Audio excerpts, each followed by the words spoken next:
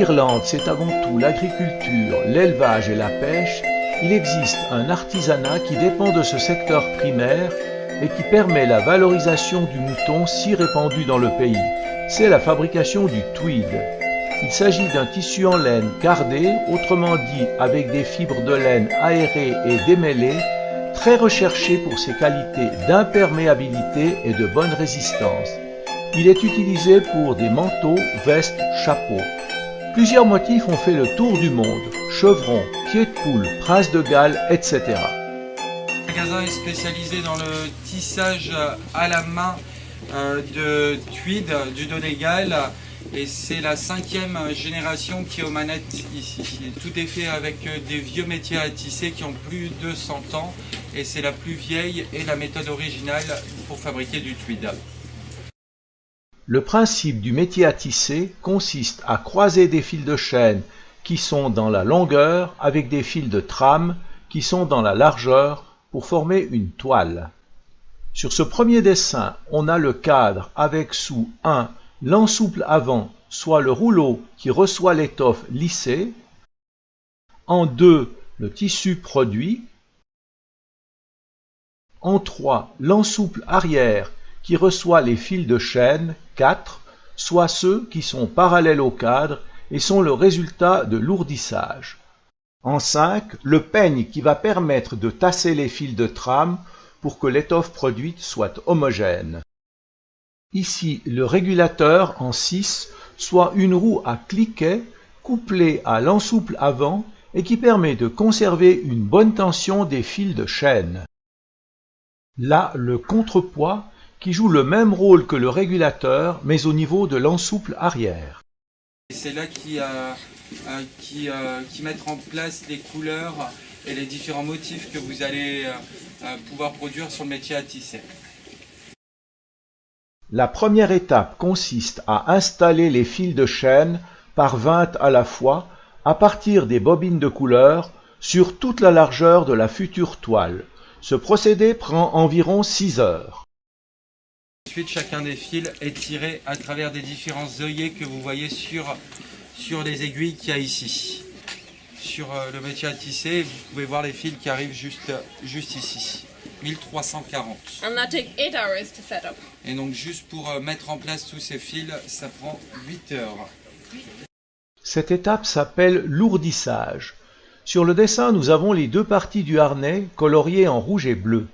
Fixées en dessous, les lisses ou aiguilles métalliques avec leurs trous appelés mailles ou maillons. À partir des bobines, les fils de chêne sont passés à travers les mailles, soit les fils pairs dans les trous bleus et les impairs dans les trous rouges. Ces 2 parties du harnais sont mobiles grâce au pédalier qu'active le tisserand. Comme nous allons le voir dans la démonstration, ceci permet de déplacer verticalement ces 2 parties du harnais et de croiser les fils dans un sens ou dans l'autre. Une navette contenant une canette de fil va alors circuler. À chaque changement, la navette va de gauche à droite ou de droite à gauche, mobilisée par le tisserand avec une cordelette. Le fil de trame s'entrecroise avec le fil de chêne.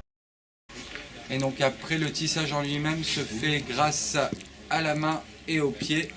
L'important, c'est surtout une bonne cadence, un bon rythme pour avoir un tissu qui soit uniforme au niveau de sa densité. Et donc c'est avec ces fils-là qu'ils arrivent à tisser. Donc c'est 100%, c'est de la laine de mouton. Et ils font à peu près 2,5 mètres de tissu à l'heure. Et tout ce qui est tissé se retrouve en dessous du métier à tisser. And this is the finished piece coming off. Et donc ça c'est le tissu qui sort du métier à tisser. 90 meters long when it's finished. 90 mètres de long. And that's 1 week's work for one weaver. Et donc ça c'est à peu près une semaine de travail pour un tisseur. So when it's like this, then it all has to get washed. This is it coming off the loom. You can Et donc see là the vous difference. avez un exemple du tissu qui sort du métier à tisser et après on a besoin de le... And this is after the washing. Et après il faut le laver. Et donc quand on le lave simplement à l'eau, il y a la graisse de la laine qui ressort et donc ça adoucit beaucoup le tissu et ça le comprime un peu, on perd 10% en volume. Mais ce qui est surtout intéressant, c'est que ça l'adoucit, il est beaucoup moins rêche du fait que ce soit lavé. Voici quelques exemples d'habits confectionnés dans les ateliers du centre.